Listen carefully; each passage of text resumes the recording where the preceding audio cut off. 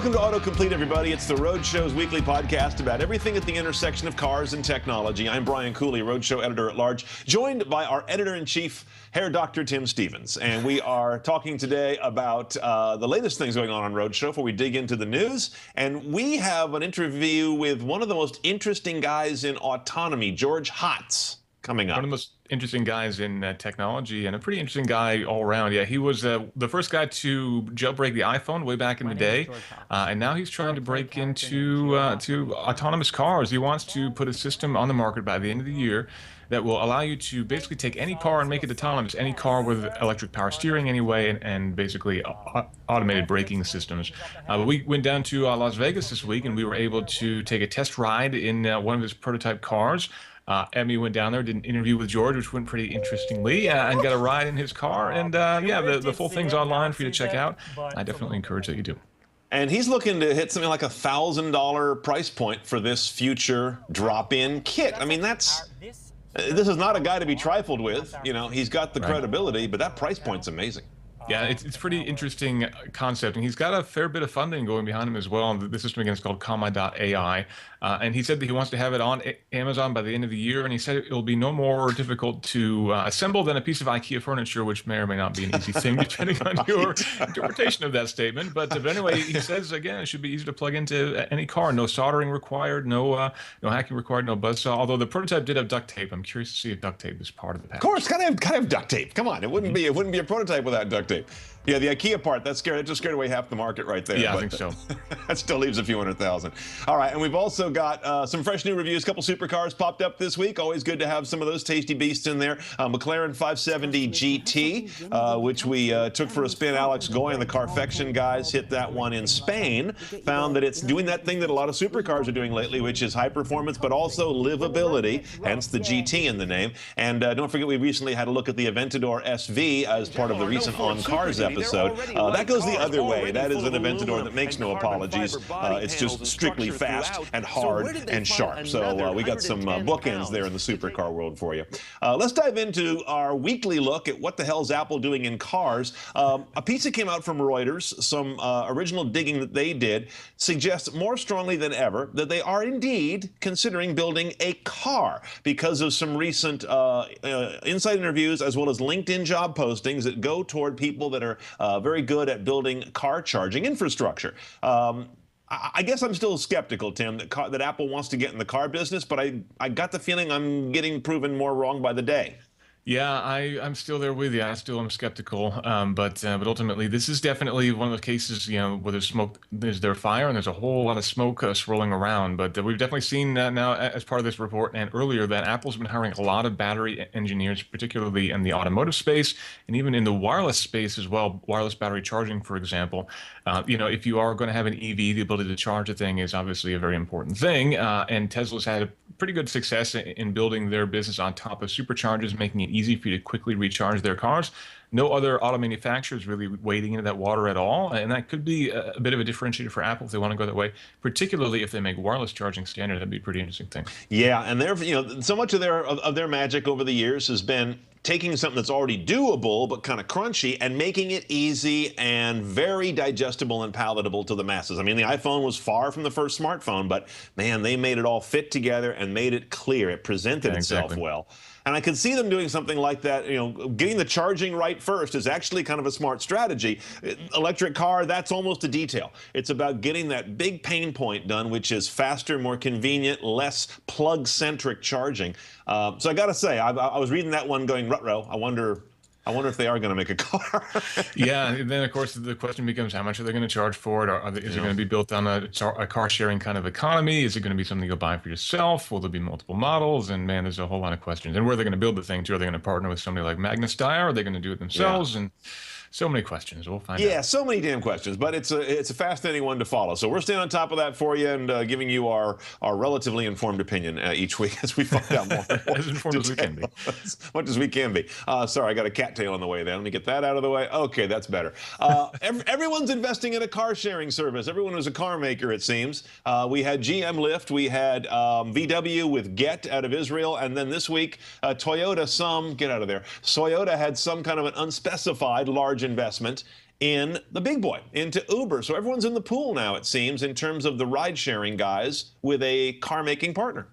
Right. And don't forget Apple with Didi as well. There's definitely a lot going on in this market. And a lot of people have been shying away from investing in Uber because it is so huge right now. You know, valuations in the tens of billions of dollars at this point, that you'd have to dump a lot of cash into Uber to get any kind of meaningful partnership. And we have no idea how much Toyota spent or how much ownership of Uber that they got out of the deal. But they did crack the door for an interesting partnership where if you are an Uber driver, you can put your earnings directly toward the lease of a Toyota car. So that may make people a little bit more eager to do Toyota as they're doing an Uber. But, you know, I think 9 times out of 10, I get picked up in a Prius whenever I'm doing an Uber. So they certainly weren't lacking in that regard anyway. But there should be some good information sharing going on, and Toyota, excuse me, should learn a lot from this deal, I think. That's interesting. Yeah, I got to say, I see an enormous number of Toyota family Uber cars out there already. So that one plank of a car maker doing this, which is to say we have a new base here to sell cars into the driver base, maybe is the least interesting to them, as opposed to getting inside a ringside seat at how is the car sharing and or ride sharing appetite developing out there among consumers. It's just amazing, though. I mean, here we are. I wouldn't have predicted a year ago if you'd said, hey, every major car share out there, including Didi, like you mentioned, is going to have a huge investment from a car maker. I guess I would have been a little surprised by that. But here we are. And yeah, they're all being taken seriously by big car maker money. So that's an interesting moment for the history of car sharing and ride sharing. Right. I think every manufacturer does not want to get caught being late into this game, and if anything, they're now being very speculative in jumping in. But you know, it's going to push that economy and that market forward in a big way, and it should mean more good options for consumers. Now, what's interesting now is the dance card is basically full. I mean, there's no other major TNC that I can think of that is out there. These are the big 4, so that's it. Anyone else is kind of out in the cold now or looking to get scraps. A little less encouraging news from Toyota. They've added a whole lot more vehicles to the endlessly growing Takata update. Yeah. Just a quick note here, another 1.6 million cars. There's a long list of the models, just to give you some of the most popular ones. 06 to 11 Yaris, 9 to 11 Corolla and Matrix, 10 and 11 4Runner, 11 Sienna, big family car there, and 8 to 11 Scion XB. The key to note here is not every car in those model years is on the list. It is going to be VIN specific. They apparently didn't put the same part in every vehicle. So again, as usual, you can go to your Toyota owner portal or you can go to safercar.gov. In either case, you got to run your VIN to find out if your car is in there. But just another array of cars. We want you to know about it in case you're driving one of those, so you know that you've got to get an airbag fixed that they probably can't fix for about a year until they get a part in from the badly backlogged world of manufacturing. The Prius is turning out to be kind of the one bright light in a world of scams, scandals, and ripoffs in the automotive industry. It actually is doing better than its MPG, the most recent model, the ugliest car ever made since the Aztec. I said that. I'll take the hit for it. Is getting, Antoine saw 59 in his testing for Roadshow, and Consumer Reports just came out and said they saw 52 in their somewhat different cycle, and both of those beyond the EPA promise. So here's a car that continues to show part of the reason why Prius does so damn well against every other car in its class. Right, and we still haven't seen the Prius Prime hit the road yet, which will be the plug-in Prius, and that should do significantly better than that even. So I'm really looking forward to see what they can do with the bigger battery pack in there. But it's really impressive to see what Toyota's done. And if anything, they kind of need to get everybody past the look of the car. I think we'll be seeing a refresh to that car in the very near future. Yeah, what happened there? I mean, how did that look like that? They always say that you know it looks like it does because of aerodynamics, but ultimately the Bentley Bentayga has the same aerodynamics as the new Prius does, and that looks a hell of a lot better than the new Prius. So you can have form and function and bring them together in a meaningful way. And you know, the Prius Prime is a big step forward. So if they bring that look across the Prius range, that will at least be some progress. Yeah, okay. Let's hope this is a really quick 2-year mid-cycle refresh, Fingers because it's just, crossed. wow, that face and that rump are just like, wow, what Mhm. were you guys doing? I get the overall volume. I know that's kind of the idea, but oof, some of those little details, not pretty.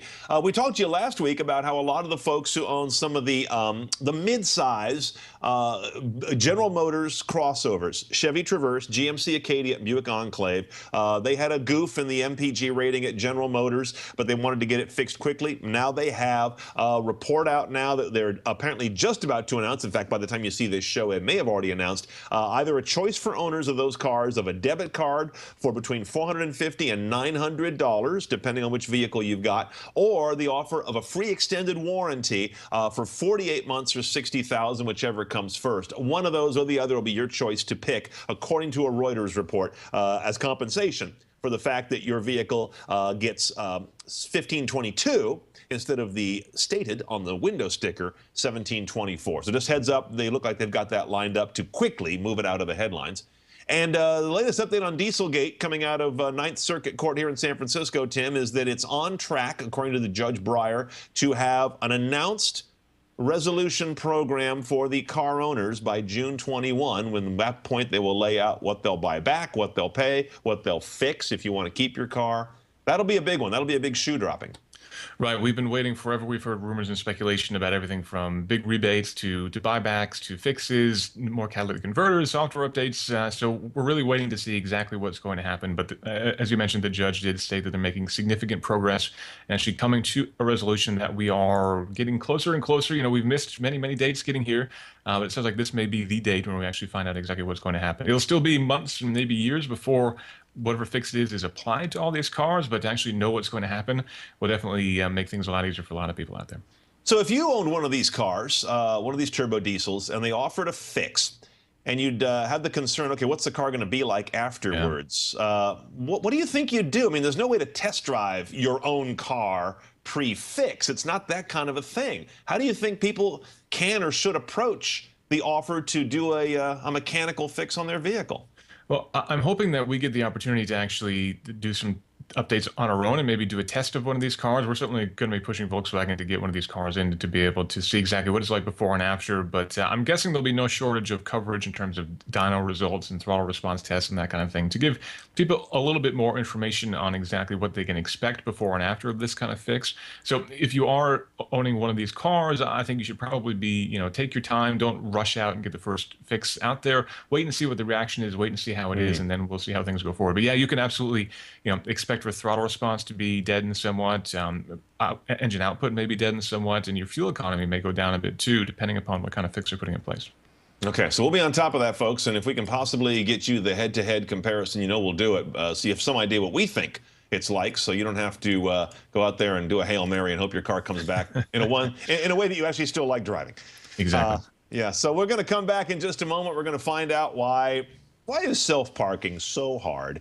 And we're also going to figure out why are Tesla drivers going to push the envelope so much as well.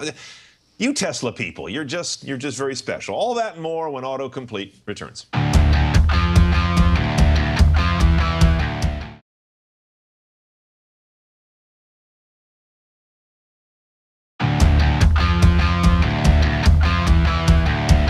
Okay, back to Roadshow. It's our 20th episode, by the way, kind of a little milestone of sorts. I hate that podcasts usually obsess on their episode number, but this one's an important one. This is number 20. So thank you for watching us for these many episodes now as we do our May 26th show here. Brian Cooley, Tim Stevens, continuing on with the news this week. Tesla apparently had to make self-parking harder. What did they do here in terms of telling your car to go park and or summon itself? It's a pretty minor tweak, basically. If you are enabling this auto park functionality before you get out of the car, basically you can hit the park button twice and the car will automatically park itself.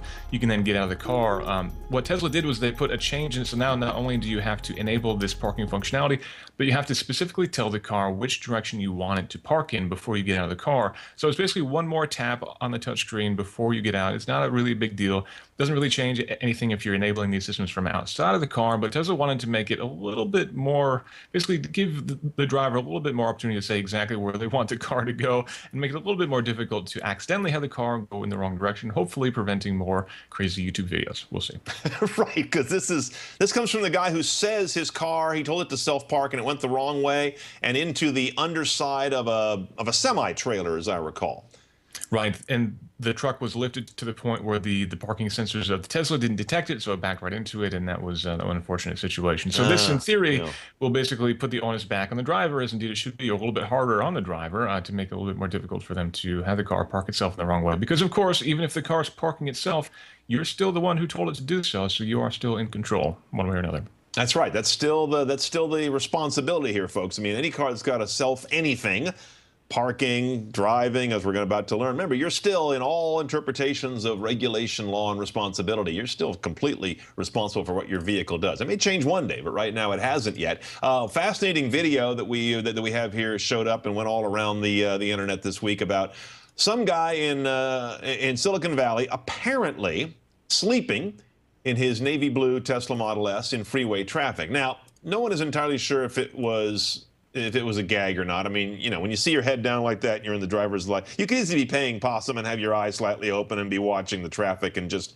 trying to spook people. But I gotta tell you, it looks pretty wild. Here's this guy who looks like he's out cold in his S, cruising down the freeway. And this kind of thing is going to give self-driving a lot of black eyes in the public perception early days. It definitely is. As we were in these early days, as you mentioned, and these cars are not fully autonomous, the expectation is, of course, that the driver's paying attention. I'm pretty skeptical of this one because if you are not reacting, if the car detects that you are not paying attention, it'll start beeping at you, and it gets pretty damn insistent if you don't react immediately and start putting your hands on the wheel and actually start driving the car, basically. I have a hard time imagining anybody could sleep through that kind of beeping. But then again, I had some college roommates who would be, you know, you'd be punching them in the face before they get out of bed in the morning to get to class. So, you know, you never know. But I'm definitely a bit skeptical of this video.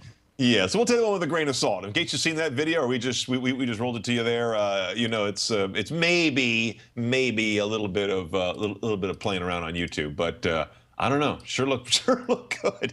Let's take a look at software complaints. You know, J.D. Power is one of the organizations that takes a look every year at complaints around vehicles, especially around the idea of what is either reliability or dependability, which is often hard to use as opposed to what those words actually tell you. The new leaders in terms of the most complaints around the software issues are Smart. I didn't know they had any software in their cars.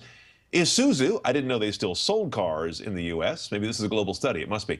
Tesla, Volvo, and JLR, Jag Land Rover, are all in there. Now, many of those cars, those last three in particular, have all done really ambitious updates of their systems lately, which I guess is kind of that's software, right? New ambitious platforms are buggy. Absolutely. And Tesla, of course, has probably the most integrated infotainment system of all, with everything going through that big touchscreen effectively in the Model S. So if you aren't a fan of touchscreens and virtual buttons, then I could definitely see how that car would inspire people to make some complaints. But I really liked how bottom of the list, basically the fewest complaints were against Subaru, which makes a lot of sense because Subaru has really no software to speak of in their cars anyway. So right. I think that's one way of not getting on this shameful list is by not putting any software in your car at all, and then you're free and clear. Yep, no problem there whatsoever. And this comes, by the way, in a backdrop of what's going to be a big year for software complaints, according to the official tallies. Kind of like it's been a big couple years for recalls. We're looking to trend at an unusually high number. It's obviously, as you'd imagine, as cars become more software-oriented, this becomes the new place where consumers feel pain. There aren't a lot of cars that, you know, don't start anymore or, you know, have engines that blow up. I mean, this is the new center of where hassles are starting to move in terms of owning cars. An interesting story coming out of University of Michigan, the Transportation Research Institute there, where we follow really interesting stuff from researchers Brandon Shutley and Michael Sivak. Their latest work, taking a look at general drivers, not those that have a high-tech car right now or not, found that 39% of them would only trust a partial self-driving car. If you go higher than that, 46% would say, I don't want any kind of self-driving car. And then bracketing on the low end, only 16% say right now they would want a fully self-driving car, assuming such a thing were available. I guess, is there really anything surprising in this at this point in history? No, I don't think so. We're still very early days and people aren't aware of where the technology is. And ultimately, probably the only thing they're hearing about is reports of Google cars crashing and now seeing videos of Teslas crashing on the highway too. So they're really not really getting the full story of where autonomous cars are, what research is going into them, and ultimately the state of the industry. So it's not really surprising that people right now wouldn't trust these systems. And I think a lot of people simply don't know how advanced they are. When I had the Model X about a month back, I actually took a lot of people for rides in that thing, and people had no idea there were cars on the road that you could really, put on the highway and it would speed up and slow down, then stay within its lane and go around corners. That sort of thing is still a bit of a mystery to a lot of people. So I think it's a lot about awareness. And, certainly as time goes on, people will become more aware of these cars. And once people experience these cars, I think they're going to want it. Yeah, that's the thing. I really think this is going to be one of those where you've got to be in a vehicle or test drive a vehicle that actually has it. And then all of a sudden it feels like magic. And it's real life-changing stuff. I get into this discussion a lot with people who say, all right, wait a minute. I don't know that I want to have these cars out there that are encouraging people to nod off, nap, or be distracted because they can do some self-driving. But on the other hand, don't you want those cars out there when people are going to nod off and get distracted anyway, not because the self-driving car encouraged them to, and have the self-driving car there that can catch them and bail them out of a really bad accident? Right. Any kind of safety blanket will make a huge impact in terms of lives saved on the highways and reducing collisions and that kind of thing. And then definitely the more that I get people into these cars to experience these things, people have their minds changed pretty quickly. But I think the exception will probably be Emmy Hall. If you look at her face in the video where she's driving with George Hotz in his Comma.ai car, I think she's a little bit unconvinced in that case. But by and large, I think once people see this technology, they definitely want it in their next car. Okay, check out Emmy's piece. It's fresh at Roadshow at theroadshow.com. And that's it for this week, everybody. Thank you so much. Those are all the headlines of the intersection of cars and technology. We're back at you again in a week. And, of course, just stay on top of things every day, every hour as they happen over at theroadshow.com. Follow us, like us, all of that, and we will see you in a week. Thanks a lot.